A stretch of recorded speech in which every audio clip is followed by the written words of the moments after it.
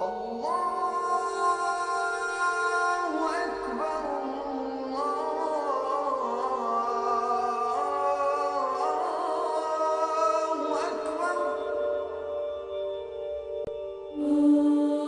to Understanding Islam. This week is episode 6, and we're going to look at ecology and Islamic principles about the environment.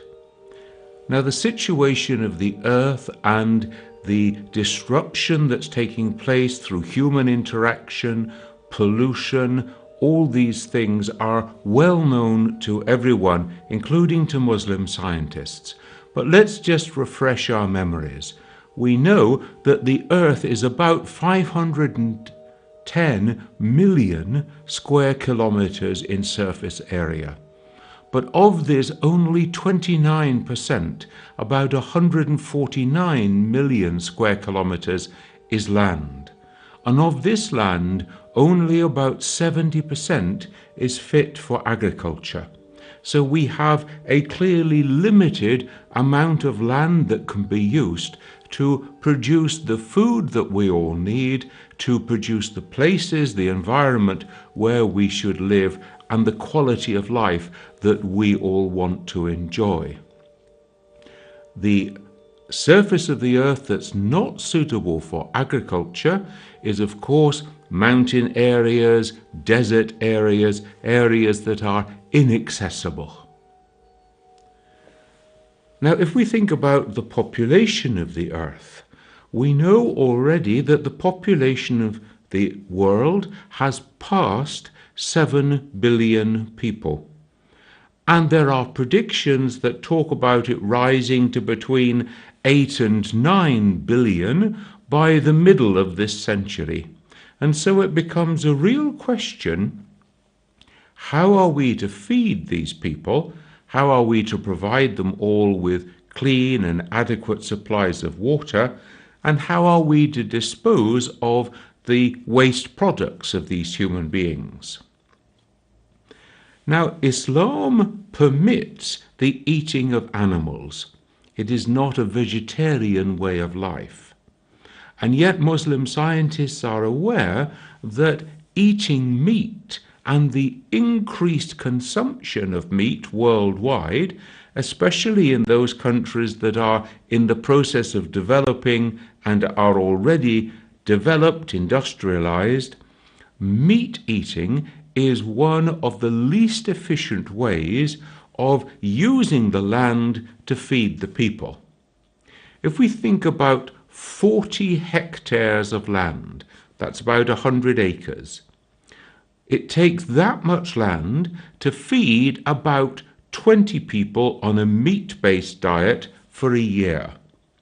But the same amount of land could feed 100 people on a maize-based diet.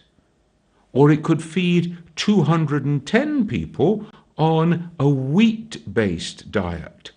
Or indeed about 600 people on a diet based on beans. And so we can see that this trend to increased meat eating, so that people are eating meat every day and perhaps twice a day, is having a detrimental effect in terms of the productivity of the earth. It's even more important to remember that this meat production that's taking place in some developed countries in the world requires animal fodder which is being grown in poor, underdeveloped countries of the world. And so the land that should be used for feeding the local people is being used to grow crops, to feed the animals, to feed a meat-based diet for the rich people living in richer parts of the world. Indeed, a new development has come in place as well, and that is the growing of fuel crops. So turning over vast areas of land to growing crops that will be turned into fuel so that the rich countries of the world will be able to have fuel to power their cars and their other vehicles. So this land that could be used to feed the local poor people is being used instead to drive the motor cars of the rich. If we shift the focus to water for a moment, we know that 71% of the Earth's surface, that's 361 million square kilometers, is covered by water. But of this water, 98% of it is salt water. Only 1% is ice, and that leaves 1% for fresh water. And it's the fresh water which is needed by human and by animal life and by most vegetable life in order for it to live. So we can see the centrality of water as the source of all life. Now, various things are happening with this water. Because of the way that human life is being conducted over the last couple of hundred of years, this water supply has been polluted. It has been polluted through industrial waste, through human sewerage which is pumped into it, through animal and farming waste which is pumped into it. And so something like 1,200 million people on Earth today are having to live with polluted water, water which is not fit for them to drink, but that's all they've got. And they have to wash in it, to cook with it, and to drink with it. This situation of water is actually compounded by the shift of people from the countryside into the city, because obviously you have to pump the water if you want to get it into the cities, and you have to deal with the human sewerage, which is the result of people living a city life. And so you have a cross pollution of the water supply by the sewerage, and therefore the increase in waterborne diseases, the decrease in appropriate water for people to drink. Now, this same interaction is seen in terms of the amount of carbon dioxide that we're pumping into the air, the amount of methane from animal and from human waste, and therefore we're seeing a build-up, as we call them, of these greenhouse gases.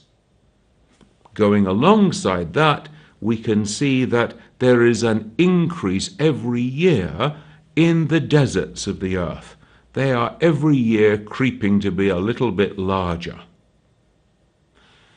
Finally, if we look at the question of forests, we know that millions of hectares of forests are cut down every year and not replaced with trees to plant new forests.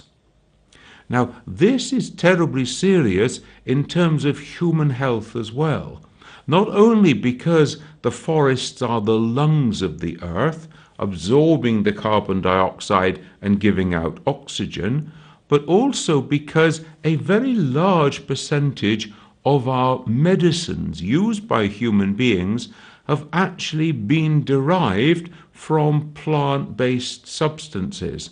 And so the loss of this biodiversity, especially in the forests, will have a profound effect.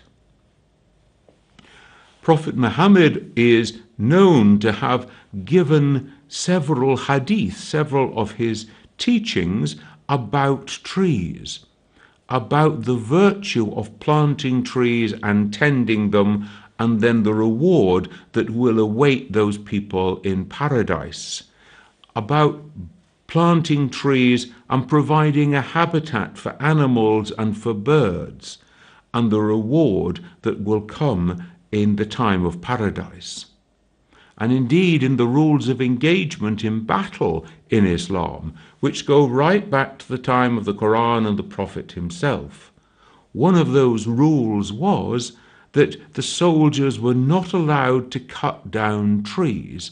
They were not allowed to kill an animal unless it was necessary for their food.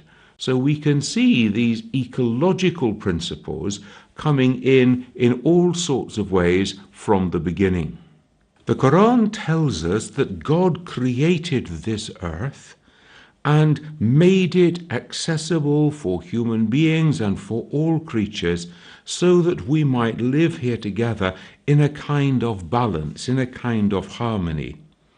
And that the way that we conduct ourselves on this earth will be a test from God.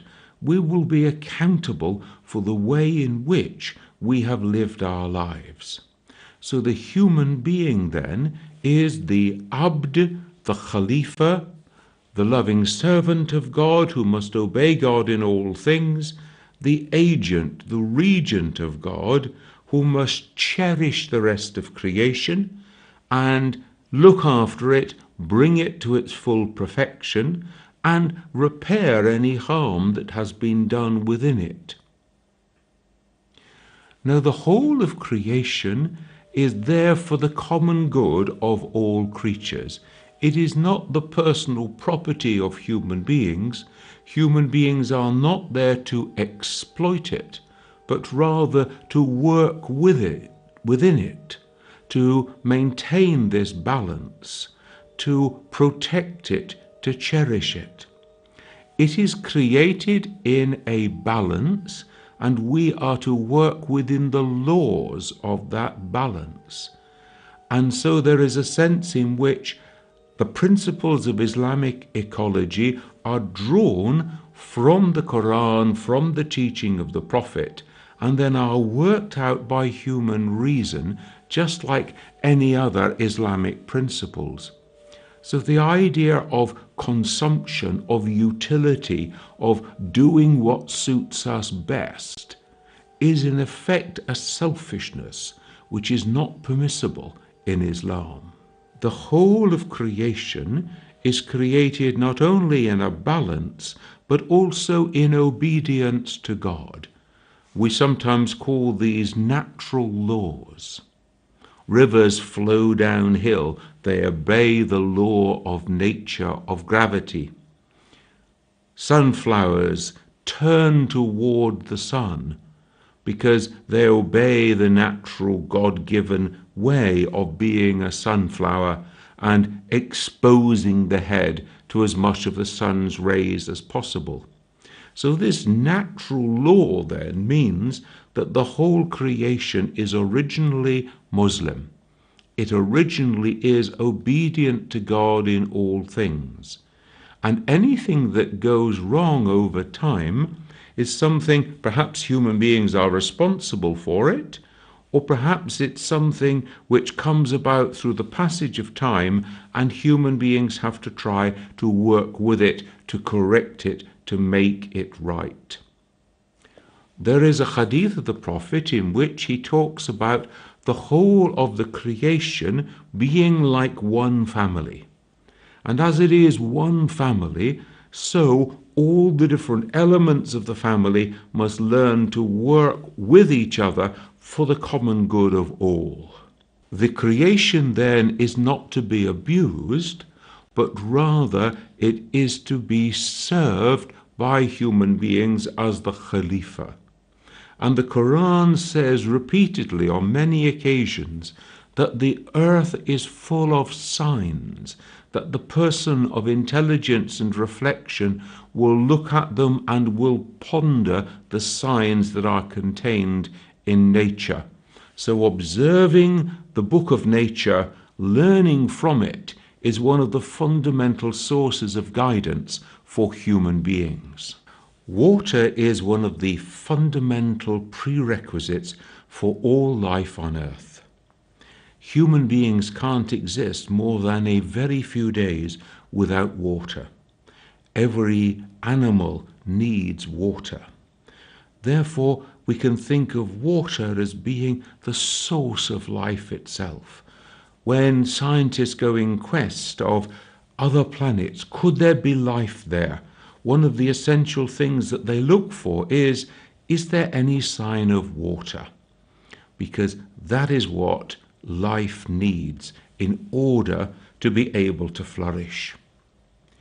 Now, how is that water to be used? Well, we have a little episode from the time of the prophet which is recounted. There was a man called Sard, and he was making his ablutions for prayer. And the prophet observed him making his ablutions, and he was being very wasteful with the amount of water that he used. And the prophet stopped him and said, "What's this? Why are you wasting so much water?" And Sard responded, "Can there be any wastage with something as important as preparing the ablutions for prayer?" And the prophet's response is to say, yes, indeed, there can, even if you were doing it beside a fast-flowing river. Now, there are several important elements here, because Sard was not wasting water. He was not wasting water that others had worked to draw. He was using the water for a good cause. And indeed, if he had been doing it beside a fast-flowing river, there would have been copious amounts of water. He's not depriving anybody else of their water. He's not polluting it. He's not causing any harm. And yet the prophet says that this is detestable. Detestable to waste water even when it is plentiful, it is free, you are not polluting, you're not depriving others, and so on. But it is detestable to waste this essential quality, this essential component of human living and the life of every animal and plant. So water is to be respected. It is not a commodity to be used and therefore to be wasted, but it is to be respected in its own right, even though it may be superabundant, even though it may be your own water on your own land. It must never be used profligately. In the same way, when we come to look at food, we often hear reports of the amount of food that is wasted in developing countries. In some situations, as much as a third of all the food that is produced is actually thrown away unused, either because it's discarded as waste, we cut the bits off that we don't like, or because we cook too much and we throw it away, or we leave it until it goes rotten, or we prepare it and then people say that they don't like it. So a huge amount of food is wasted. Now, the same principle that applied to water can be applied here. Food is not a commodity that if you happen to be rich, you can have as much as you want and it doesn't matter if you waste it. Food is a fundamental element, a component of life on earth, and therefore it is to be respected in its own right, and it is not to be wasted or used in a profligate way. Some of our Hindu friends have a wonderful saying which reminds us of this. They will call food the edible love of God, and you see the way in which it is prepared with great grace and care, and it is eaten with dignity and without waste, because it is the edible love of God. Now, we can apply these principles of water not only to food, but to all other natural resources too. And so the profligate use of natural resources, whether it be the oil that we burn up through having cars that consume vast quantities of petrol, or whether it be through our heating or through our air conditioning systems, or any form of waste of the natural resources of the earth, comes under the same general principle. These are the creatures of God. They are to be respected. They are not to be wasted. Now, a discussion has come up in recent years about genetically modified crops, and Muslim scholars are divided on this question. It's still a work in progress. Some will say that this is fundamentally interfering with the God-given way of nature, just as some Muslim scholars will be opposed to forms of intensive farming, which deprive the animal of the basic God-given rights. Other Muslim scholars will say that as long as the intention is to use these crops to feed the starving peoples of the world, then it is just an accelerated form of breeding, and it is a permissible act. And so some dispute on the question. There's not yet a clear Muslim position. Let's take two examples and see how over the centuries Muslim scholars have given guidance on working with the environment around us, which can be real indicators of an Islamic understanding of ecology. Let's take land first of all. Muslim scholars have traditionally divided land into three categories. There's developed land. Developed land is that land which is under agricultural cultivation or which is used for human habitation. And so something has been done with it through the interaction of human beings to make it profitable, make it useful in some way to human society. The second category of land is called undeveloped land, and this is land that has never been interacted with in this way. It is, if you like, dead land, and it can then be brought to life through being developed, either being cleared and broken and made fit for crops to grow and therefore cultivated into life, or by being cleared in order that building can take place and it can be a centre of human habitation. So developed land and undeveloped land. The third category is protected land.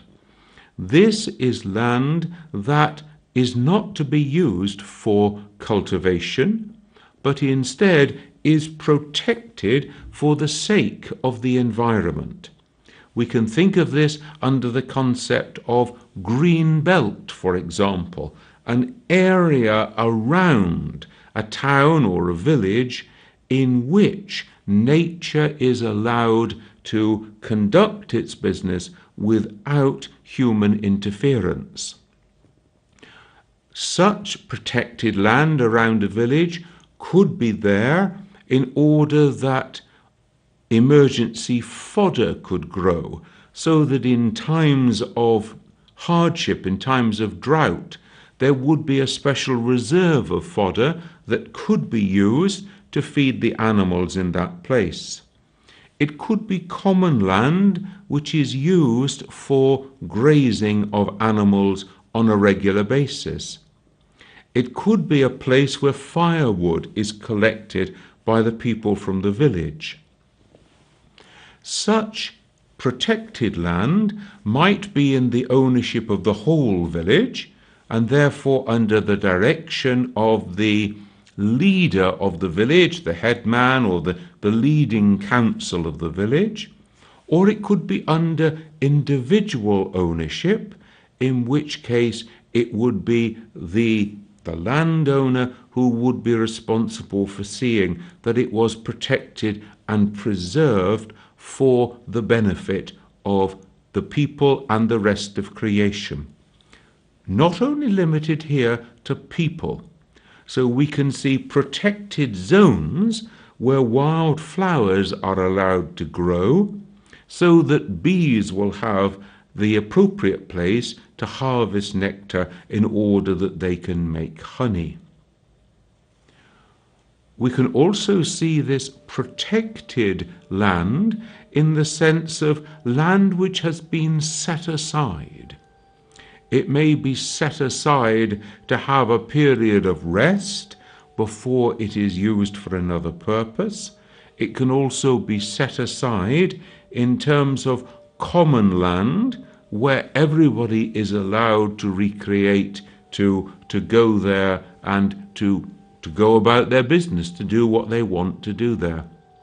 So we can have these three categories of land and see the way then in which the human being interacts with the land in a balanced way, not only for the sake of human beings, but for the sake of the whole of creation.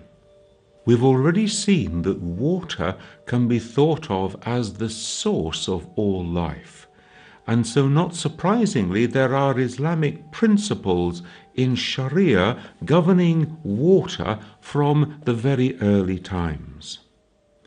And you will see that the way that they're developed and thought out shows this sense of justice, of balance, of equity, and of caring for all creatures. So if we think first of all of a large free-flowing river which runs permanently all year round, then this is free for all people to draw water from it.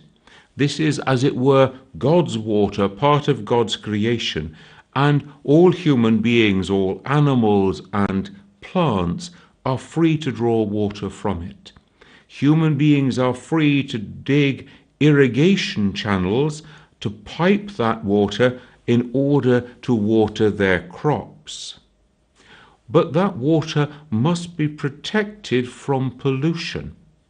So where we saw the idea of land being protected so that it wouldn't be misused, the land around the water is also protected to stop it being polluted by animal waste or human waste, for example. The same rule applies to the area around a well. People must be able to get to it, there must be free right of access, and animals and other pollutants must be kept away from that water catchment area. Let's take a second example, a smaller river, perhaps a river that doesn't flow all year round, or that flows much more strongly at certain seasons of the year rather than at others. Now, different rules apply, and there must be justice and equity which is worked out according to the use of the water of such a river. If some people upstream take more than they need, more than their fair share, then people downstream are not going to have enough. So there has to be equity and balance between the upstream people and those further down. This equity and balance has to be worked out on the basis not only of all people sharing equally, but also of a share determined by circumstances. What type of soil is in the area? What type of crops are being grown there? What season of the year is it? And so there is a sophisticated way of working out how to share this precious resource with all the people so that all will have their fair share. Now, when it comes to a river, be it permanent or seasonal, then this is a natural flow created by God. But if we think about a canal or a system of irrigation pipes, these are the work of human beings who pipe that water in order to feed their animals or their stock or their plants, in order to water their fields.